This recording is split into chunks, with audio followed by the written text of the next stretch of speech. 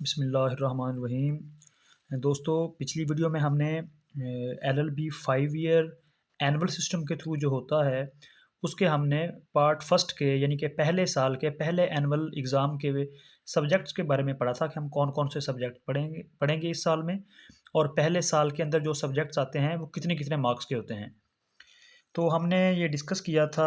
थोड़ा सा आपको रिमाइंड करवा देता हूँ कि पहले साल में 6 सब्जेक्ट्स होते हैं और 500 नंबर के वो होते हैं, यानी कि इसमें 4 सब्जेक्ट ऐसे हैं जो कि 100-100 नंबर के हैं और 2 सब्जेक्ट जो हैं वो 50-50 नंबर के हैं। अच्छा, 50-50 नंबर के इस्लामियत लाज़मी और मुतालिया लाज़मी, ये दोनों आपके 50-50 नंबर के हैं, और नॉन मुस्लिम्स के लिए इस्लामियत की जगह पे एथिक है। और बाकी जो 100-100 नंबर के 4 सब्जेक्ट्स हैं वो हमने पढ़ा था। इंट्रोडक्शन टू लॉ 100 नंबर का है, इंट्रोडक्शन टू सोशियोलॉजी 100 नंबर का है, philosophy principles of political science ये 100 नंबर का है, और इसके अलावा आपका इंग्लिश जो कंपलसरी होगी फंक्शनल इंग्लिश, ये आपकी 100 नंबर की है। तो 400 नंबर ये हो गए आपके English, introduction to law, sociology, political science, 400 number 100-100 number का, और 50-50 आपके इस्लामियत और मुताला से। इस तरह करके आपका 500 नंबर का पेपर आता है फर्स्ट ईयर जो होता है एनुअल सिस्टम का LLB का। ये 5 ईयर प्रोग्राम के, क्योंकि 2 ईयर 3 ईयर तो अब बंद हो गया है। अच्छा, अब हमने थोड़ा सा इसको मज़ीद आगे समझना है। हमने अब ये आज हमने जो सब्जेक्ट लिया है उन जो 5-6 सब्जेक्ट मैंने आपको बताए हैं पहले साल के, आज हमने इंग्लिश का लिया है। जो फंक्शनल इंग्लिश के बारे में हमने पढ़ा था कि इंग्लिश के अंदर हमने कौन कौन से टॉपिक्स पढ़ने हैं, कौन कौन से कंटेंट पढ़ने हैं, ताकि जब हमें कंटेंट ज़हनशीन हो जाएंगे तो पेपर की तैयारी करना भी आसान हो जाएगा और हमें थोड़ा आइडिया हो जाएगा कि पेपर में सवाल किस तरह से आ सकता है। तो थोड़ा सा अब मैं आपको पेपर पैटर्न के बारे में भी बता दूं कि पेपर पैटर्न इसका क्या होगा। हमारा जो एनुअल सिस्टम का पेपर होता है LLB का, इसमें पिछले साल भी इस तरह से आया था और इस दफ़ा भी पेपर सेम वे में आ रहा है। तो इसमें जो आपका पेपर होगा 100 नंबर का पेपर होगा और वो 3 हिस्सों पर मुश्तमिल होगा, पार्ट 1, पार्ट 2 और पार्ट 3। अच्छा, पार्ट 1 जो होगा, पार्ट 1 कंपलसरी होगा, लाजमी करना होगा, और पार्ट 2 और पार्ट 3 जो है उसमें 3-3 सवाल होंगे, बड़े सवाल होंगे, लेंथी होंगे, सब्जेक्टिव होगा सारा पेपर ही। हमने 3-3 सवालों में से 2-2 सवाल करने होंगे और वो 20-20 नंबर के होंगे। तो इस तरह आपका अब पार्ट 1 में शॉर्ट क्वेश्चन होंगे और हर क्वेश्चन 5 नंबर का होगा। अच्छा, 6 क्वेश्चन होंगे, 6 में से हमने 5 करने हैं क्वेश्चन। तो इस तरह हमारे 6 में से हमने 4 करने हैं, तो हमारे पास 4 क्वेश्चन अगर हम करते हैं 5-5 नंबर के तो 20 नंबर हो गए। 20 नंबर हमारे हो गए पार्ट 1 में। ठीक है, थोड़ा सा आपको ज़हन नशीन करवाने के लिए लिख भी देता हूँ। पार्ट 1 है जो इसमें से 20 नंबर, और ये होंगे हमारे 5 ज़रब 4, 4 सवाल हमने करने होंगे। ठीक है। अच्छा, पार्ट 2 आ गया। पार्ट 2 के अंदर आपके 3 क्वेश्चन होंगे, 3 में से हमने 2 करने हैं, यानी कि 20 ज़रब 2, तो ये 40 नंबर का हो गया। और सेम इसी तरह जो हमारा पार्ट 3 होगा, पार्ट 3 में ये 40 नंबर हो गए, और पार्ट 3 में आपके भी इसी तरह 20 ज़रब 2, तो ये कितने हो गए, ये भी 40 हो गए। 40 नंबर का ये हो गया और 40 नंबर का ये हो गया, और इस तरह 40 और 40 80 और 20 100 नंबर का हमारा ये पेपर होगा। अब आपको मार्क्स की समझ आ गई है। हाँ, इसमें ये चीज़ है कि पार्ट 1 में ये जो हमने 4 सवाल करने हैं, ये आपने 6 में से 4 करने हैं।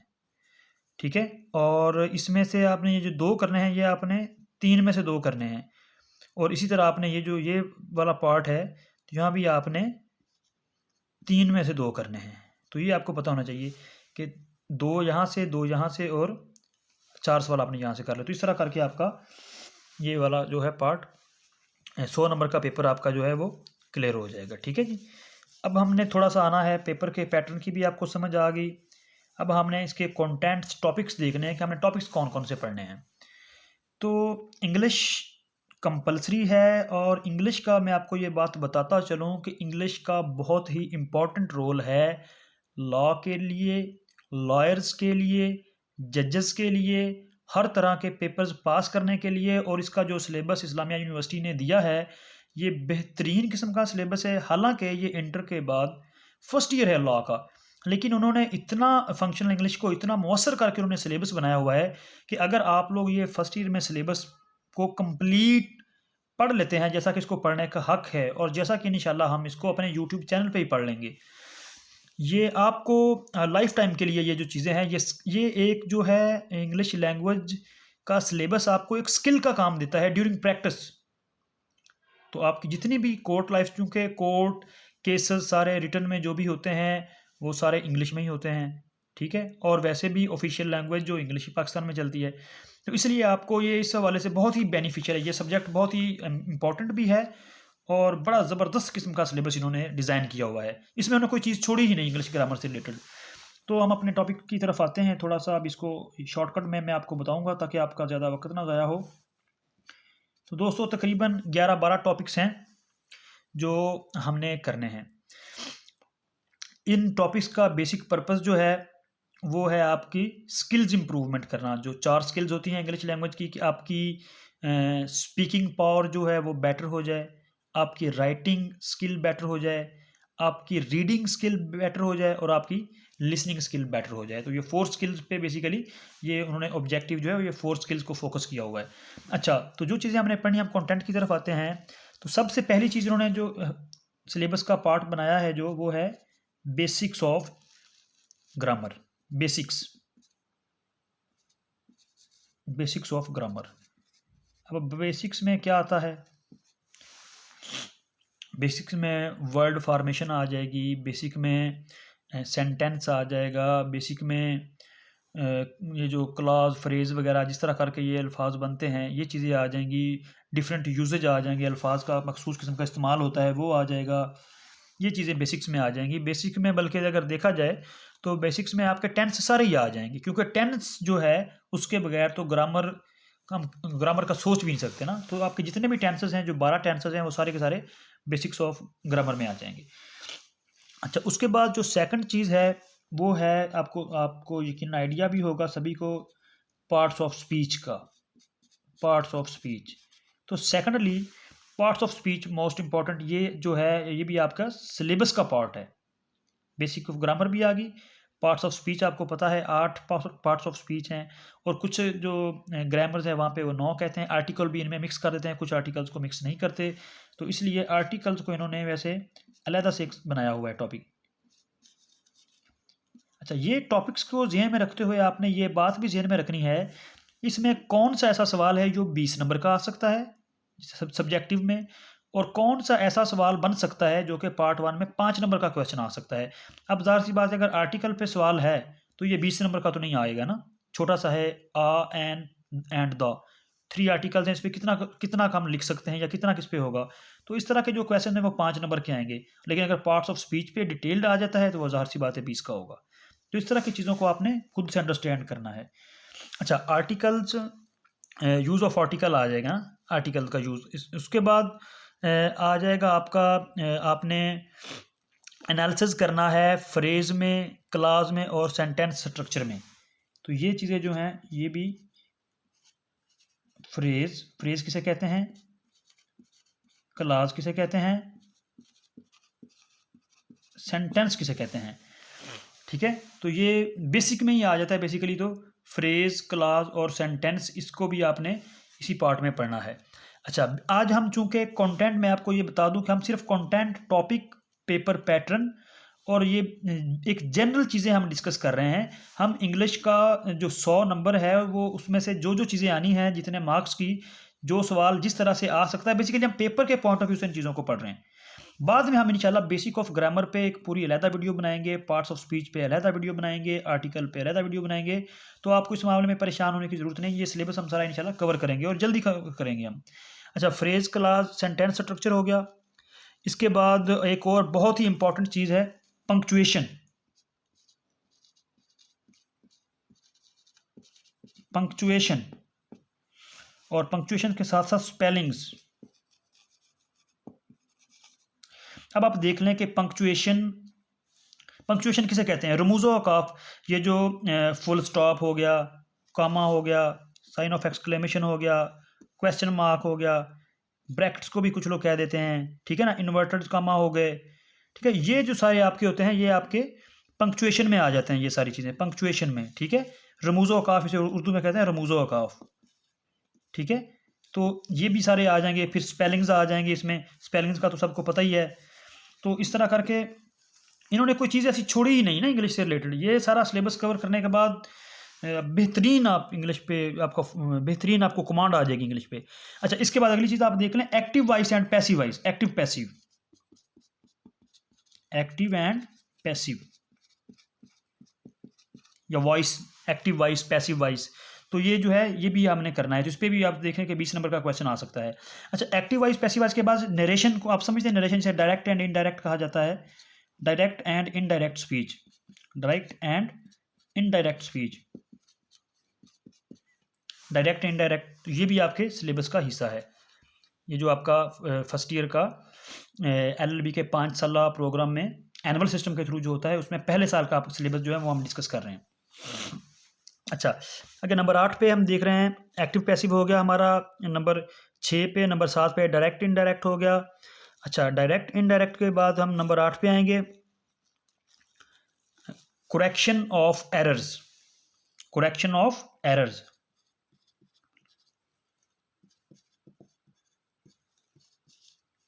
Correction of errors.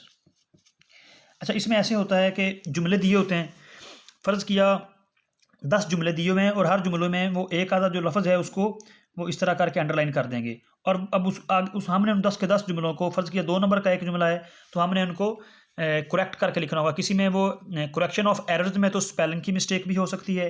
ये जितनी चीज़ें हमने पढ़े, देखा जाए तो इन सभी का ये टेस्ट होता है।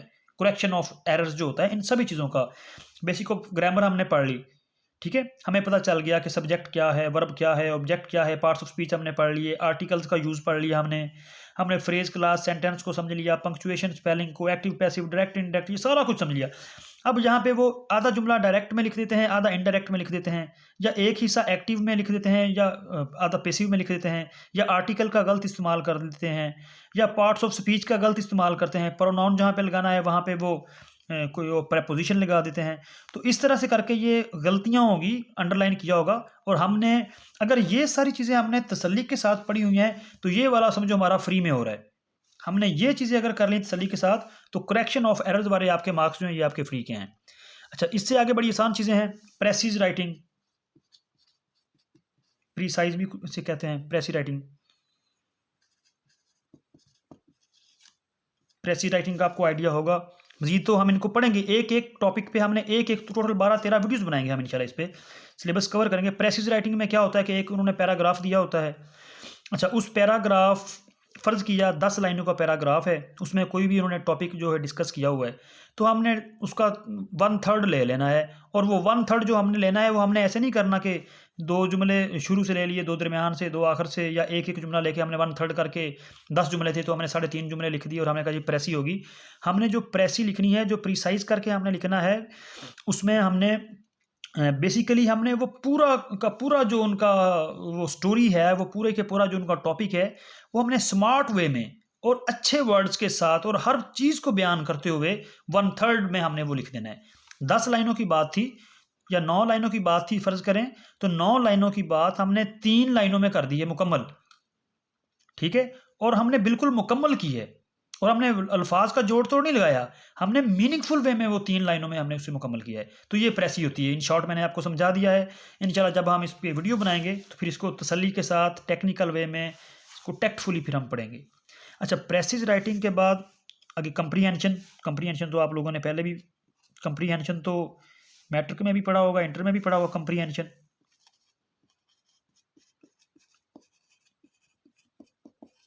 कंप्रीहेंशन, अच्छा कंप्रीहेंशन होगा तो उसमें क्वेश्चन एंड आंसर भी हो सकते हैं। जिस तरह के एक पैराग्राफ आ गया, कहेंगे अभी उसे आप तसल्ली के साथ कंप्रीहेंशन को, पैराग्राफ को पढ़ें। पढ़ने के बाद उन्होंने फ़र्ज़ किया 5 सवाल दिए हैं, हर सवाल के 2 नंबर हैं या 4 नंबर हैं, तो वो 20 नंबर का सवाल ये आ सकता है। ऐसे भी हो सकता है कि कंप्रीहेंशन दे दें, वो कहें जी ये ना दें, हमें क्वेश्चन आंसर ना भी दें। ऐसे भी हो सकता है किसी और तरीके से कंप्रीहेंशन दे दें। बेसिकली कंप्रीहेंशन या पैराग्राफ जब भी आता है 7 क्वेश्चन आंसर आते हैं, जिसमें से एक बहुत इंपॉर्टेंट क्वेश्चन होता है कि वो कहते हैं कि इस पैराग्राफ का टाइटल दें। तो उस पर भी हम इंशाल्लाह एक वीडियो बनाएंगे। बेसिकली आपने ये समझना है कि कंप्रीहेंशन एक पैराग्राफ होता है, उसको डिटेल्ड हमने पढ़ना होता है। अगर हमारे पास अच्छी वोकैबुलरी हो और आगे आगे हमें इन चीज़ों पर अगर हमें कमांड हो तो हम अच्छी रीडिंग हमने की हुई हो, थॉरोली रीडिंग की हुई हो हमने, तो अच्छी वोकैबुलरी बिल्डिंग के साथ हम इसको सही तरीके से समझ के पढ़ सकते हैं। फिर उसके बाद हमने सवालों के जवाब देने होते हैं और उस पे हमारे वो मार्क्स होते हैं। तो ये होता है आपका कंप्रीहेंशन। अच्छा, कंप्रीहेंशन के बाद वोकैबुलरी बिल्डिंग है। उसे हमारा वोकैबुलरी बिल्डिंग में थोड़ी जो इन्होंने इस दफ़ा सिलेबस में चीज़ शामिल की है, उन्होंने कहा कि लीगल जो टर्म्स हैं, लीगल टर्म्स, उनके हवाले से वोकैबुलरी बिल्डिंग होनी चाहिए। वोकैबुलरी बिल्डिंग लीगल टर्म्स के हवाले से। अच्छा, लीगल टर्म्स कौन सी हैं? अब देखें, जो भी बंदा लॉ करने आता है, लॉ का जो तालिब इल्म होता है, तो उसका ऐसी चीज़ों से वास्ता पड़ता है जो उसने इंटर तक, ग्रेजुएशन वालों ने, मास्टर्स वालों ने भी वो चीज़ें नहीं पढ़ी होती। जिस तरह के वर्ड लॉ को ही आप ले लें, तो अब अगर आपसे कोई पूछ ले कि लॉ, व्हाट इज़ लॉ, तो हमें इसके बारे में नहीं सही से पता चलेगा कि व्हाट इज़ लॉ। हम कोई अच्छे से डिफाइन नहीं कर सकते कि लॉ क्या है। अच्छा, इस तरह वर्ड है, लीगल टर्म्स है, जिस तरह judgement, guilt, plaintiff, defendant, suit, court, bailiff, lawyers, even के लॉयर, जज, अटॉर्नी जनरल, और इस तरह की एक्यूज्ड हो गया, लीगल प्रेसिडेंट हो गया। तो इस तरह की जो चीज़ें हैं, सेक्रेटरी हो गया, ये मतलब ऐसे अल्फाज हैं कि जो इससे पहले हमने ना, हमारे किसी सिलेबस का हिस्सा नहीं रहे होते। तो इसलिए जो वोकैबुलरी बिल्डिंग में वो फोकस कर रहे हैं सिलेबस में, वो लीगल टर्म्स को कर रहे हैं। तो वैसे भी ये काम की चीज़ें हैं। इंशाल्लाह जितनी मैंने आपको बताई हैं लीगल टर्म्स, इससे जो बहुत ज़्यादा हैं, हम सभी पे एक डिटेल्ड वीडियो बनाएंगे, चाहे वो आधे घंटे की क्यों ना बन जाए, लेकिन इंशाल्लाह उस वीडियो को देखने के बाद लीगल टर्म्स के हवाले से आपको ना कोई वीडियो देखनी पड़ेगी, ना कुछ पढ़ना पड़ेगा। ठीक है जी। अच्छा, इसके बाद नंबर 12 पे आ जाता है आपका इसके बाद इडियम्स। और इडियम समझते हैं आप लोग? इडियम्स, इडियम्स और फ्रेजल वर्ब जो होते हैं, फ्रेज या फिर सेइंग्स आप समझ लें। सेइंग्स उर्दू में ज़रबुल मिसाल कहते हैं ना, जिसे आ बैल मुझे मार, जाते चोर की पगड़ी सही, ये उर्दू के हैं। इंग्लिश में आ गया थिंक बिफोर यू लीप, ठीक है ना, चादर देख कर पाँव फैलाओ, ठीक है ना। तो इस तरह की ये जो चीज़ें होती हैं, ये इडियम्स, फ्रेज और सेइंग्स, इनका जब वो लीगल ड्राफ्टिंग करते हैं ना, जब ड्राफ्ट बनाते हैं किसी केस का, तो ये इडियम्स, ये फ्रेज, अब बल्कि आपने ये जो लोग सीएसएस वगैरह करते हैं, उनको भी इनकी बड़ी ज़रूरत पड़ती है। ये वोकैबुलरी को, ड्राफ्ट को, किसी भी रिटन पेपर को, इडियम्स, इडियोमेटिक फ्रेजेस और ये सेइंग्स, ज़रब मिसाल वगैरह हैं, ये बड़ा रिच बना देते हैं, उसकी वैल्यू बना देते हैं, में जान पड़ जाती है उन चीज़ों में। तो इसलिए ये जो इडियम, फ्रेज और सेइंग्स वगैरह हैं, इसको हमने पढ़ना है। अच्छा, इसके बाद एक और नंबर 13 पे हमने जो चीज़ है ट्रांसलेशन के हवाले से, इस पे भी एक सवाल आएगा, ट्रांसलेशन। अच्छा, ट्रांसलेशन में जो है दो तरह से सवाल आएगा, उर्दू पे भी आएगा और इंग्लिश पे भी आएगा। यानी कि ऐसा भी हो सकता है कि एक पैराग्राफ दिया हो और वो कहें जी ये इसकी आप इंग्लिश से उर्दू बनाएं, और ऐसा भी हो सकता है कि उर्दू का पैराग्राफ दिया हो और वो हमें कह देते हैं कि आपने जी इसकी इंग्लिश बनाएं। तो ट्रांसलेशन आपकी उर्दू टू इंग्लिश और इंग्लिश टू उर्दू आ सकती है। इसलिए आपको अगर ट्रांसलेशन आपको उर्दू से इंग्लिश और इंग्लिश उर्दू करनी है, तो ज़ाहिर सी बात है इन सभी चीज़ों पर जो हम कर चुके हैं, अगर आप पे कमांड नहीं होगी, इवन के पंक्चुएशन जैसी चीज़ पे भी अगर आपको कमांड नहीं है ना, आपको नहीं पता कॉमे का क्या मतलब है, एक्सक्लेमेशन मार्क्स का, सवालिया निशान का, अगर ये चीज़ें आपके ज़हन नशीन नहीं है, तो आप लोग अच्छे से ट्रांसलेशन नहीं कर सकते, क्योंकि इनके मीनिंग्स होते हैं, पंक्चुएशन के भी मीनिंग्स होते हैं, एक्टिव, पैसिव, डायरेक्ट, सभी चीज़ें बहुत इंपॉर्टेंट हैं ट्रांसलेशन के पॉइंट ऑफ व्यू से। अच्छा, इसके अलावा रीडिंग पे फोकस है इनका, नंबर 14 पे रीडिंग। अच्छा, रीडिंग इसलिए कि बाज़ ऐसा भी हो जाता है पेपर में कि वो एक आपको कोई डॉक्यूमेंट्री वगैरह आपको लगा के दे देते हैं, और उसके बाद जब डॉक्यूमेंट्री आप लोग देख लेते हैं, वो कहते हैं चलो ठीक है आ जाए इस पर डिस्कस करें, तो आपके वाइवा टाइप हो जाता है कि आपके इंटरव्यू वाइवा टाइप। अब इंटर के तलबा को ये थोड़ा मुश्किल होगा वाइवा को समझना, शायद में भी आप लोग समझ सकते हो। तो उसमें आपके जो है वो एक आपने डॉक्यूमेंट्री देख ली और ये डॉक्यूमेंट्री के ऊपर डिस्कशन वो शुरू कर देंगे, ठीक है। 5 लोगों का एक ग्रुप बैठ गया, तो आप लोग जो है वो उस पर डिस्कशन कर रहे होंगे और वो आपको साथ साथ जज कर रहे होंगे, जो वहाँ पे आपके जो ट्यूटर वगैरह हैं, जो एग्जामिनर होगा वो आपको जज कर रहा होगा, और उसी जजमेंट के हिसाब से हमारे नंबर लगा दिए जाएंगे। तो दोस्तों, ये आज का टॉपिक था जिसमें हमने पढ़ा है कि 100 नंबर का इंग्लिश का जो पेपर है, उसका पेपर पैटर्न क्या होता है, पेपर में कंटेंट लिस्ट क्या है, क्या क्या चीज़ें पेपर में आएंगी, क्या क्या चीज़ें आ सकती हैं, कौन से क्वेश्चन ऐसे हैं जो 5 नंबर के हो सकते हैं, 5-5 नंबर के, और कौन से क्वेश्चन ऐसे हैं जो कि 20-20 नंबर के हो सकते हैं। तो आई होप कि आपको ये वीडियो ज़रूर पसंद आई होगी और इंशाल्लाह नेक्स्ट वीडियो में हम पहले इंग्लिश को कवर करेंगे, इसको एक एक टॉपिक को हम तसल्ली से कवर करेंगे। अस्सलामु अलैकुम वरहमतुल्लाह।